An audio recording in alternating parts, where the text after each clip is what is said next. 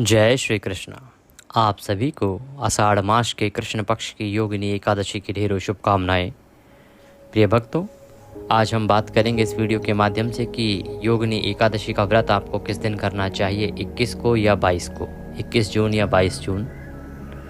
इसको लेके जो कन्फ्यूज़न है उसको दूर करेंगे, शास्त्रीय विधान बताएंगे कि शास्त्रों में क्या लिखा है, शास्त्रों में क्यों मना किया गया है दशमी बेधा व्रत करने के लिए।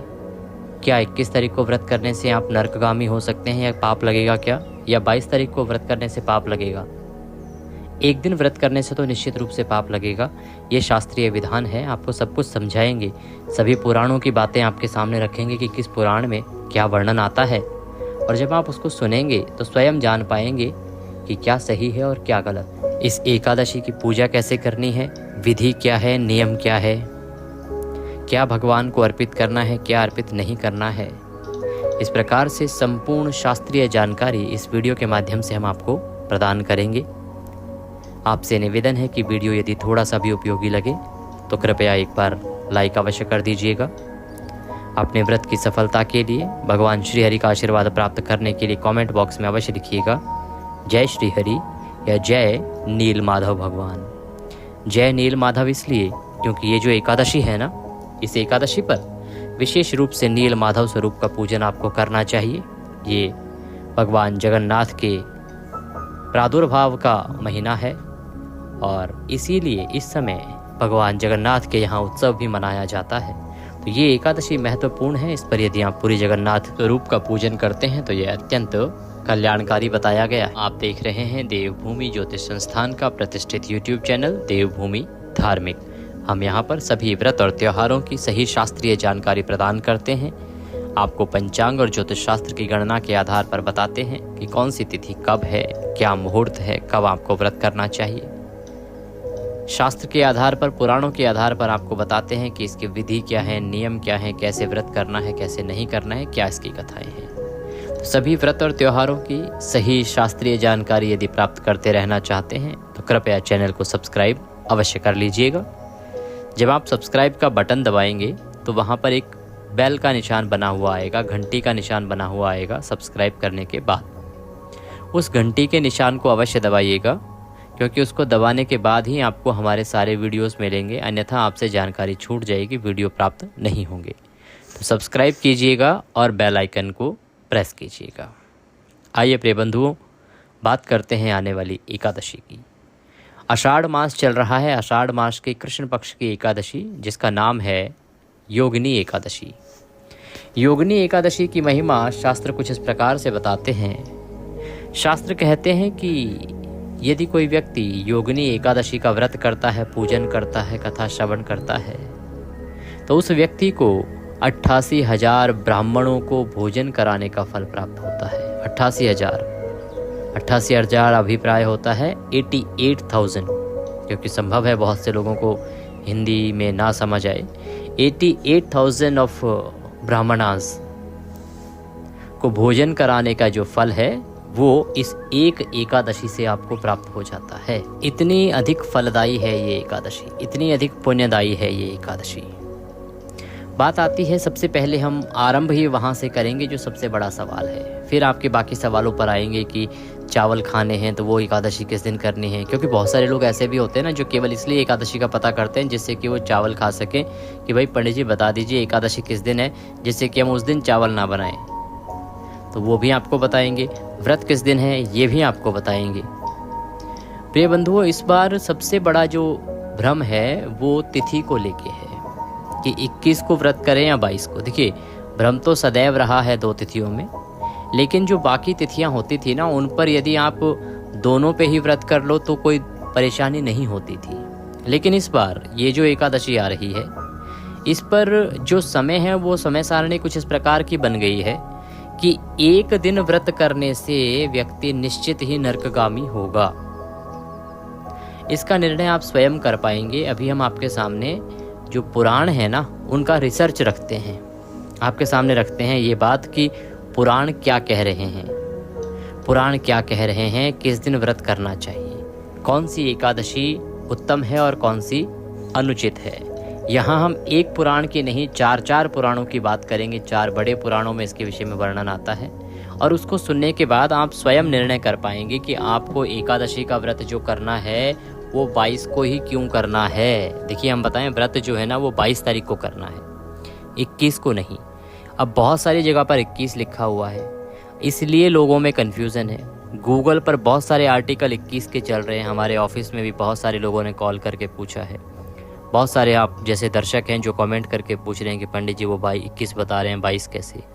व्रत 22 को ही होगा प्रिय बंधुओं, व्रत 22 को ही करना चाहिए यदि आप एकादशी व्रत पुण्य करना चाहते हैं अर्जित। तो 21 को यदि आपने व्रत किया तो वह घोर अनर्थ जैसा हो जाएगा। हम ऐसा क्यों कह रहे हैं? आप जब आगे हमारे जो तर्क हैं, तर्क के साथ जो तथ्य हैं जो पुराणों में लिखे हैं, ये ऐसा नहीं कि मैं बना रहा हूँ इनको, ये पुराणों में वर्णित है, पुराणों में लिखित है। वहाँ से जब आप इनको सुनेंगे तो स्वयं निर्णय कर पाएंगे। आइए आरंभ करते हैं। सबसे पहले मैं आपके सामने विष्णु पुराण को रखता हूँ। इसमें एकादशी के बारे में क्या कहा गया है। देखिए, पहले तो मैं आपको बता दूं कि बहुत सारे लोग एकादशी को ना 2 चीज़ों में बांट देते हैं। स्मार्ता इस दिन करेंगे, वैष्णव इस दिन करेंगे। स्मार्ता का इस दिन है, वैष्णव का इस दिन है। पुराणों में मुझे ये ना तो स्मार्ता मिला ना ही वैष्णव मिला। पुराणों में ये दोनों शब्द नहीं है इस विषय में, एकादशी के विषय में, कि स्मार्ता की एकादशी ये है, वैष्णव की एकादशी ये है। ऐसी कोई जानकारी पुराणों के अंदर तो वर्णित नहीं है। पुराणों में क्या जानकारी है? पुराणों में एकादशी को बताया गया है एक दशमी वेधा, एक द्वादशी वेधा। वेधा का मतलब हो गया भेदन करने वाला, जिसमें छेद हो गया है, जिसको भेद दिया गया है। अर्थात पहले कोई थी एक तिथि और दूसरी तिथि ने उसका भेदन कर दिया, भेद दिया उसको या छेद दिया उसको। That is called Vedha. अगर दशमी तिथि ने भेदन कर दिया तो उसको कहेंगे दशमी भेदा या दशमी वेधा, और अगर द्वादशी तिथि ने भेदन किया है तो द्वादशी वेधा या द्वादशी भेदा। ये इस प्रकार से होता है कि मान लीजिए सुबह के समय दशमी तिथि है और उसके बाद एकादशी तिथि आ गई तो वो दशमी भेदा कहलाएगी। इसमें दशमी तिथि ने एकादशी को भेद दिया है। इसी को हम पूर्वा भेदा भी कहते हैं। एक तो दशमी वेधा और द्वादशी वेधा है, उसके बाद दूसरा शब्द आता है पूर्वा वेधा और परावेधा। पूर्वा वेधा मतलब जब एकादशी से पहले वाली तिथि उसका भेदन कर रही है तो उसे पूर्वा वेधा कहते हैं, और जब एकादशी के बाद वाली तिथि भेदन कर रही है तो उसे परावेधा कहते हैं। यही शब्द हैं जो पुराणों में लिखे हैं। तो पुराण क्या कहते हैं कि देखिए, दशमी वेधा वो होती है जब मान लीजिए सुबह दशमी तिथि है और फिर एकादशी आ गई तो दशमी वेधा हो गई, क्योंकि सूर्योदय के समय दशमी थी। वहीं पहले एकादशी है और उसके बाद द्वादशी तिथि आ जाए तो उसे द्वादशी वेधा कहते हैं। ये तो आपको समझ आ गया होगा कि ये कौन सी तिथि होती है, दशमी वेधा क्या है और द्वादशी वेधा क्या है। परावेधा पूर्वा वेधा को समझाएं तो पूर्वा वेधा हो गई दशमी वेधा, क्योंकि पहले वाली तिथि वाला जो बात है कि भाई एकादशी से पहले वाला अर्थात पूर्वा वेधा, और एकादशी के बाद वाली ने भेदन किया तो परावेधा। ठीक है जी, ये चीज़ें आपको क्लियर हो गई होंगी जो पुराणों में लिखी हैं। अब आपको बताते हैं कि जो विष्णु पुराण है वो ये क्या कहते हैं। विष्णु पुराण में लिखा है एकादशी के विषय में कि यदि कोई ऐसी अवस्था उत्पन्न होती है जब एकादशी में संशय उत्पन्न होता है तो उस समय पर आप यदि पूर्वा वेधा अर्थात दशमी वेधा एकादशी का व्रत करते हैं तो वह घोर पाप जनित है। दशमी वेधा एकादशी सर्वथा त्याज्य है। मनुष्य को ऐसी एकादशी का त्याग करना चाहिए। अगर किसी दिन दशमी वेधा एकादशी पड़े तो व्यक्ति को उस दिन का त्याग कर देना चाहिए। उस दिन व्रत आदि पूजन आदि नहीं करना चाहिए। किस दिन? जिस दिन दशमी वेधा व्रत हो, कि सुबह दशमी है और फिर एकादशी आ गई, जिसको लोग स्मार्ता कर रहे हैं। ठीक है जी, एक बात। दूसरा, करना क्या चाहिए फिर? जिस दिन द्वादशी वेधा व्रत हो, अर्थात जिस दिन द्वादशी ने एकादशी का वेधन किया हो या द्वादशी युक्ता दिन हो, उस दिन आपको व्रत करना चाहिए। इससे श्री हरि विष्णु अत्यधिक प्रसन्न होते हैं। तो श्रीहरि के प्रसन्नार्थ द्वादशी वेधा व्रत आपको करना चाहिए, परा वेधा व्रत आपको करना चाहिए। ये वर्णन आएगा विष्णु पुराण में। आगे चलते हैं, एक बड़ा वर्णन देते हैं आपको भविष्य पुराण का। भविष्य पुराण ने समय की भी गणना साथ में दी है। अभी तक हम केवल सूर्य उदयमान के अनुसार तिथियों की गणना करते हैं। भविष्य पुराण कहता है सूर्य उदयमान नहीं, सूर्य उदय से 1 घंटा 36 मिनट पहले। मैं गणना करके बता रहा हूं आपको, ये 1 घंटा 36 मिनट पहले भी यदि दशमी तिथि रही हो तो उसे दशमी वेधा ही माना जाना चाहिए। मान लीजिए सूर्योदय के समय एकादशी है, लेकिन 1 घंटे और 36 मिनट पहले दशमी तिथि थी, तो उस दिन को भी दशमी वेधा ही माना जाना चाहिए। या तो दशमी तिथि 1.5 घंटे से पहले अर्थात 1 घंटे 35 मिनट से बहुत पहले खत्म हो गई हो, और यह 1 घंटे 35 मिनट से कम समय हुआ है तो उसको दशमी वेधा ही माना जाना चाहिए, और इस तिथि का सदा त्याग करना चाहिए। इस तिथि का कभी भी श्रीहरि के निमित्त एकादशी व्रत मान के नहीं करना चाहिए। ऐसा कहाँ लिखा है? भविष्य पुराण। द्वादशी वेधा व्रत भगवान श्रीहरि को अति प्रिय है, अतः द्वादशी वेधा व्रत स्वीकार करना चाहिए। द्वादशी वेधा तिथि को व्रत के लिए स्वीकार करना चाहिए। दशमी वेधा का त्याग करना चाहिए, द्वादशी वेधा को स्वीकार करना चाहिए। तो जिस दिन एकादशी के साथ द्वादशी आ रही हो वह व्रत एकादशी का सर्वोत्तम होगा। ये लिखा है भविष्य पुराण ने। अभी आप और रुकिएगा, क्योंकि ये जो जानकारी है ना आपके लिए बहुत महत्वपूर्ण है। इससे जीवन भर ये जानकारी काम आएगी आपके। ऐसा नहीं कि 2 लाइन सुने और अपना निर्णय आप बना लीजिए, अभी मत बनाइए, थोड़ा रुकिए। अभी 2 पुराण और आपको बता रहा हूँ, तो पूरा सुनिए इसको, समझिए इसको। इससे न केवल इस एकादशी की कन्फ्यूज़न दूर होगी आपकी, वरन सभी एकादशियों की कन्फ्यूज़न दूर हो जाएगी। हर बार आपको अधिक प्रतीक्षा करने की आवश्यकता नहीं होगी और किसी पर बहुत निर्भर रहने की आवश्यकता नहीं होगी। मेरा उद्देश्य केवल इतना होता है कि मैं आपको शास्त्रों की बात इस प्रकार से बताऊं कि आप स्वयं कुछ चीज़ों को लेकर आत्मनिर्भर हो सकें और स्वयं चीज़ों का निर्णय कर सकें। शास्त्रों की बात मैं आपके सामने रखता हूँ। आप सभी इतने अच्छे बुद्धिजीवी लोग हैं, आप सभी के पास भगवान ने बहुत अच्छा दिमाग दिया है, और मेरे चैनल पर मैं मानता हूँ कि मेरे जितने भी दर्शक हैं वो बहुत ही बड़े बुद्धिजीवी हैं और बहुत ही अच्छे समझदार दर्शक हैं मेरे पास। मैं जब अपनी ऑडियंस के रिएक्शंस देखता हूँ, हमारे जो दर्शक हैं आप सभी लोग, जब मैं आपको समझ पाता हूँ और जो मेरे पास एनालिटिक रिपोर्ट आती है उससे ये साफ हो जाता है कि मेरी जो ऑडियंस है वो एक अच्छी पढ़ी लिखी और बहुत ही समझदार ऑडियंस है। पढ़ाई लिखाई बहुत अधिक मायने नहीं रख रही उसमें, लेकिन समझदारी बड़ी आवश्यक होती है। कई बार कम पढ़े लिखे लोग भी बहुत अधिक समझदारी वाले काम कर जाते हैं। तो मेरी ऑडियंस बड़ी समझदार लोग हैं, आप बड़े बुद्धिजीवी लोग हैं, इसलिए पूरा सुनिए। अभी 2 पुराणों का वर्णन और है और उसके बाद फिर आप निर्णय कीजिएगा। तो प्रिय भक्तों, आगे हम बात करते हैं नारद पुराण की। नारद पुराण में बहुत बड़ी बड़ी लाइनें खींच दी गई हैं। नारद पुराण कहता है कि दशमी वेधा व्रत सर्वथा त्याज्य है। दशमी वेधा व्रत को हमेशा त्याग करना चाहिए। दशमी वेधा तिथि का सदा त्याग करना चाहिए, कभी उसको ग्रहण नहीं करना चाहिए। नारद पुराण भी द्वादशी वेधा एकादशी को स्वीकार्य और श्रेष्ठ मानता है। इसके विषय में ही वर्णन आता है। यही नहीं, इसमें एक और लाइन खींच दी गई है आपके लिए, वो बड़ी लाइन है। नारद पुराण कहता है कि यदि कभी ब्राह्मणों के बीच, विद्वानों के बीच मतभेद उत्पन्न हो जाए, अर्थात कुछ विद्वान कहें कि इस दिन व्रत करो और कुछ विद्वान कहें कि इस दिन व्रत करो, तो ऐसी अवस्था में आप संशय की स्थिति में रहेंगे कि किसकी माने और किसकी ना माने। तो उस अवस्था में आप द्वादशी के दिन व्रत कर लीजिएगा। जिस दिन सूर्य के मुख से द्वादशी है उस दिन व्रत कीजिएगा। द्वादशी में एकादशी का व्रत कीजिएगा, उत्तम ही उत्तम है, परमात्मा प्रसन्न होंगे। ऐसा नारद पुराण में लिखा है। जब भी कभी ऐसी अवस्था, देखिए आजकल तो बहुत आती है, जब कुछ ब्राह्मण कहते हैं इस दिन करो, कुछ कहते हैं उस दिन करो, तो भगवान कहते हैं कि फिर आप किसी की ना सुने। द्वादशी के दिन एकादशी का व्रत कर लीजिए उत्तम ही उत्तम है, ऐसा नारद पुराण में लिखा है जी। नारद पुराण में यही नहीं है, एक और बड़ी बात आगे लिखी है।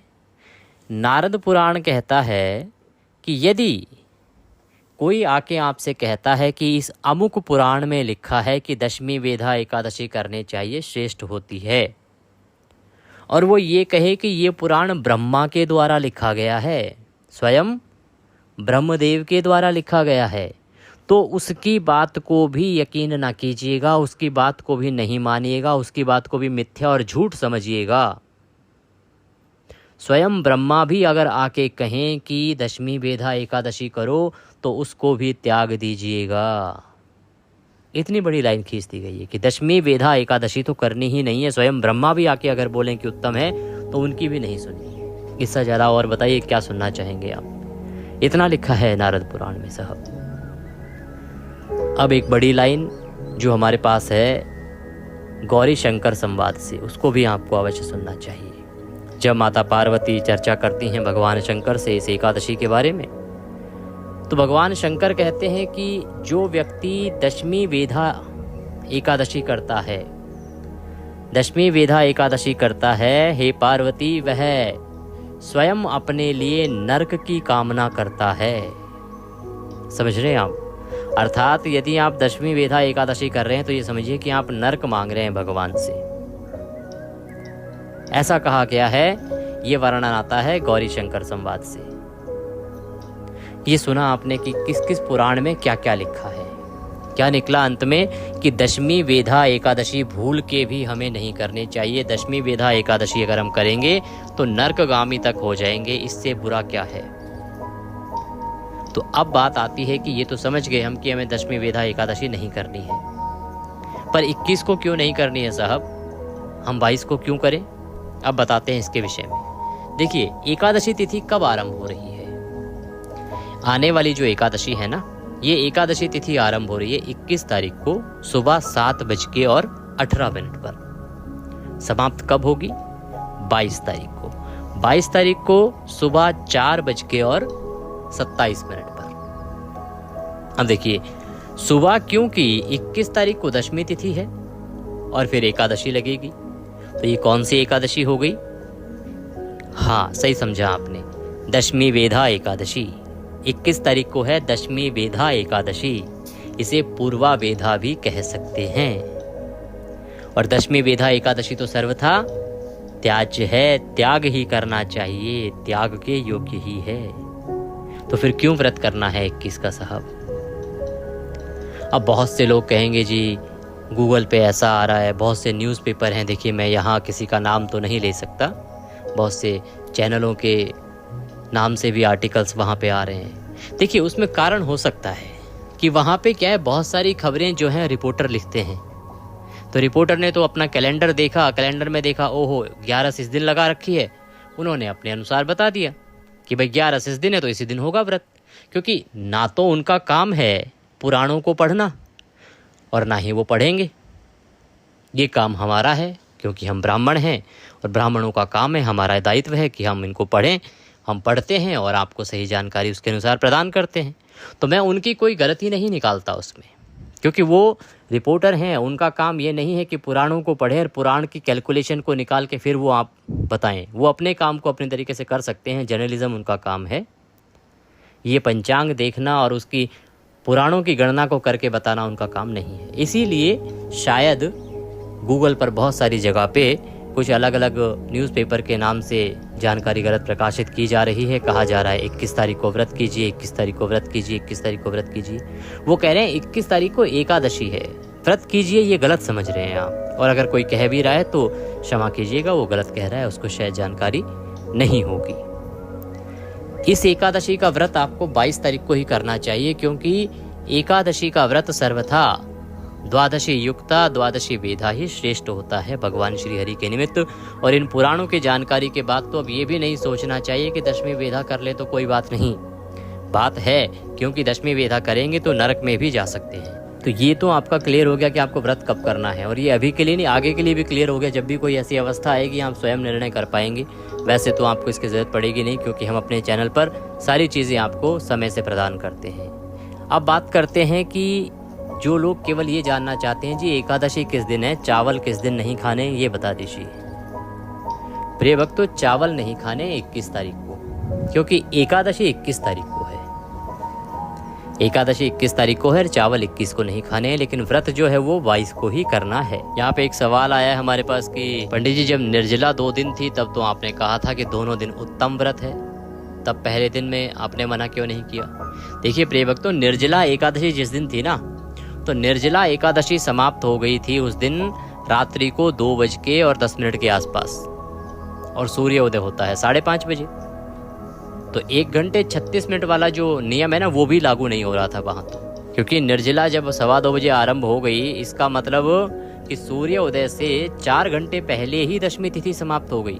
तो दशमी वेधा तो था ही नहीं ना, उस दिन दशमी वेधा का कोई चांस ही नहीं था। इसलिए हमने कहा कि दोनों दिन उत्तम है। क्यों? क्योंकि जब हम प्रथम दिन 6 तारीख को व्रत कर रहे हैं तो उस दिन भी एकादशी सूर्य के मुख से है, सूर्य से 4 घंटे, उदय से 4 घंटे पहले आ गई थी, और उसके बाद व्रत पूर्ण होने से पहले द्वादशी भी आ गई थी। तो इसलिए हमने कहा था कि दोनों ही व्रत श्रेष्ठ हैं। पर यहाँ पर क्या है कि सुबह सुबह दशमी तिथि है। अभी आगे चलते हैं महत्वपूर्ण जानकारी की, उसके बाद आपको संक्षेप में बताते हैं पूजन कैसे करना है। प्रिय बंधुओं, इस दिन एकादशी के दिन आपको सूर्योदय से पहले उठना चाहिए। उठने के बाद स्नान आदि करके स्वच्छ वस्त्र धारण कीजिए और उसके बाद व्रत करने का संकल्प अवश्य कीजिएगा। संकल्प करने के लिए पहले आप पूजा की सामग्री एकत्र कर लीजिए और चौकी लगा लीजिए। पूजा की सामग्री में रौली, मौली, पान, सुपारी, लौंग, इलायची, धूप, दीप, नैवेद्य, भगवान को अर्पित करने के लिए पंचामृत। पंचामृत में शहद का प्रयोग नहीं कीजिएगा। जनेऊ लीजिएगा, इत्र लीजिएगा, फूलों की माला, खुले फूल लीजिएगा। ये सारी सामग्री ले लीजिए, आसन लगा के बैठ जाइए। एक तांबे के लोटे में पहले गंगा जल भरिए, फिर शुद्ध जल भरिए। सारी सामग्री का शुद्धिकरण कीजिए जल छिड़क के। उसके बाद चौकी लगाइए, चौकी पर पीला वस्त्र बिछाइए, पुष्प हाथ में लेके भगवान से निवेदन कीजिए कि प्रभु ये पुष्प हम आपको आसन के रूप में अर्पित कर रहे हैं, इनको आसन के रूप में स्वीकार कीजिए। निवेदन करके पुष्प अर्पित करके तस्वीर को स्थापित कर दीजिए और उनके सामने सीधे हाथ की ओर घी का दिया और धूप जला दीजिए, रख दीजिए। अब आप अपने हाथ धो लीजिए, हस्तों प्रक्षालनम। हाथ धोने के बाद 3 बार जलाचमनी कीजिएगा। ओम माधवाय नमः, केशवाय नमः, नारायणाय नमः, ऋषिकेशाय नमो नमः। हस्तों प्रक्षालनम, हाथ धो लीजिए, अपने आप को तिलक कीजिए, मौली बांधिए, धूप जला दीजिए, दीप जला लीजिए और व्रत करने का संकल्प कीजिए। संकल्प करने के लिए सीधे हाथ में जल लीजिए। 1 रुपये का सिक्का दक्षिणा के रूप में कम से कम रखिए और 3 बार बोलिए ओम श्री विष्णु, ओम श्री विष्णु, ओम श्री विष्णु। अपना नाम, अपना गोत्र, जिस स्थान पर बैठकर संकल्प कर रहे हैं वहाँ का मकान नंबर, क्षेत्र का नाम, शहर का नाम। आषाढ़ मासे कृष्ण पक्षे एकादश्यायाम पुण्यतिथि आयु आरोग्यता प्राप्त्यार्थाय सुख संपत्ति प्राप्त्यार्थाय एकादशी व्रत पूजन संकल्पम संकरिष्ये। बोलिए सौ श्री विष्णु शरणौ शरणम प्रपद्ये, और वह संकल्प भगवान के चरणों में अर्पित कर दीजिए। अब आप भगवान के पंचोपचार से पूजन कीजिए। पद्य, अर्घ, आचमनी अर्पित कीजिए। 1-1 चम्मच जल अर्पित कीजिएगा 3 बार। उसके बाद स्नान के लिए जल अर्पित कीजिएगा। फिर पंचामृत से स्नान कराइए, पंचामृत बनाइए। शहद प्रयोग नहीं करना है, ध्यान दीजिएगा। पंचामृत को फूल पे लगा के भगवान को अर्पित कीजिएगा। फिर शुद्ध जल से स्नान कराइए। वस्त्र के रूप में मौली अर्पित कीजिए। जनेऊ पहनाइए भगवान को। जनेऊ पर तिलक अवश्य कर लीजिएगा। पुष्प अर्पित कीजिए, फूलों की माला पहनाइए। इत्र अर्पित कीजिए, फूल या रुई पर लगाकर इत्र अर्पित कीजिएगा। फूलों की माला पहना के धूप दिखाइए, दीप दिखाइए। नैवेद्य के रूप में आपके पास कोई फल है, मिठाई है तो वह अर्पित कीजिएगा और नैवेद्य के बाद जलाचमनी कराइएगा। फिर तांबूल अर्पित करेंगे। तांबूल का अभिप्राय होता है पान का पत्ता लीजिए, उसमें 2 लौंग, 2 इलायची, 1 सुपारी रखिए और वह भगवान को अर्पित कीजिए। और इसके बाद हाथ जोड़ के दक्षिणा अर्पित कीजिए, भगवान को प्रणाम कीजिए। तदोपरांत कथा का श्रवण कीजिए और विष्णु सहस्त्र नाम का श्रवण कीजिए, नारायण रक्षा कवच का श्रवण कीजिए, बड़ा कल्याणकारी है। और भगवान की आरती करके आज के व्रत पूजन को पूर्ण कीजिए। ये रहेगी विधि। ये सारी पूजा विधि हमने मंत्रों के साथ अपलोड की है, तो उसको आप अवश्य ही देख लीजिएगा। व्रत पूजन के लिए 22 तारीख को प्रातः काल सूर्योदय से और 10:30 तक का समय उत्तम है। आप नियमों के अनुसार दिन व्यतीत कीजिएगा। कीर्तन शाम को करना उत्तम होता है। कीर्तन ना कर पाएं तो सायंकाल को विष्णु सहस्त्र नाम, नारायण कवच और कथा पुनः सुन सकते हैं। नियमों के अनुसार दिन को व्यतीत करते हुए अगले दिन प्रातः काल सूर्योदय से पहले उठ जाइएगा। पारण के लिए पंचोपचार से पूजन कीजिएगा। पारण का विशेष वीडियो हम आपके लिए अपलोड करेंगे, क्योंकि ये एकादशी विशेष है, इसका पारण भी विशेष ही होगा। पारण के लिए जो शुभ समय रहेगा प्रिय भक्तों, वो रहेगा 23 तारीख को सुबह 5:24 से और 7:10 10 मिनट तक। ये थी जानकारी एकादशी के बारे में। मैं पुनः आपसे अनुरोध करूंगा इस जानकारी को अधिक से अधिक लोगों तक पहुंचाएं, जिससे कि लोग नरकगामी होने से बचें, सही जानकारी प्राप्त कर सकें। चैनल पर नए हैं तो सही जानकारियां प्राप्त करते रहने के लिए चैनल को भी सब्सक्राइब अवश्य कर लीजिए। लाइक नहीं किया है तो लाइक अवश्य करते जाइएगा। हरे कृष्ण।